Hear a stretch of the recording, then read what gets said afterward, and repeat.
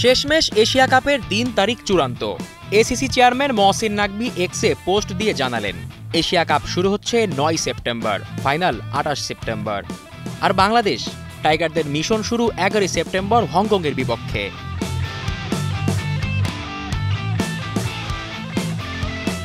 বাংলাদেশের এর পরের খেলা ১৩ সেপ্টেম্বর বাংলাদেশ বনাম শ্রীলঙ্কা, ১৬ সেপ্টেম্বর বাংলাদেশ বনাম আফগানিস্তান, ১৮ সেপ্টেম্বর আবার মুখোমুখি বাংলাদেশ ও শ্রীলঙ্কা। হ্যাঁ, একটা দলকে দুইবার, কারণ দ্বিতীয় রাউন্ডে ঢুকে গেলে শুরু হবে সুপার 4, যেখানে সবাই সবার মুখোমুখি হবে একবার করে।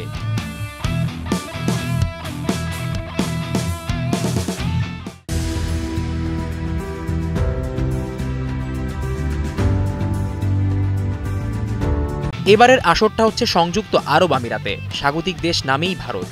তবে যুদ্ধংদেহী ভারত পাকিস্তান সম্পর্কের কারণে সূচি, ভেন্যু এমনকি সভাতেও ছিল টানাপোড়েন।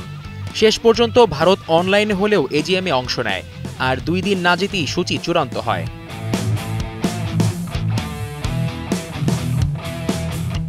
এবারের গ্রুপিংটা যেমন হয়েছে, group A Bangladesh, Pakistan, Oman ও আরব আমিরাত। গ্রুপ বি বাংলাদেশ, শ্রীলঙ্কা, আফগানিস্তান ও হংকং। আর হ্যাঁ, ভারত পাকিস্তান মহাম্যাচ সেটা 14 সেপ্টেম্বর। দিনটা মনে রাখবেন।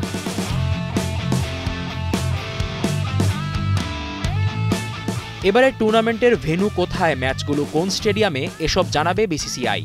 তবে সূচি দেখে বোঝাই যায় বাংলাদেশের ম্যাচগুলো এবার মরুভূমিতে গরম হাওয়া তুলতে পারে। জিসান আহমেদ, কালের কণ্ঠ।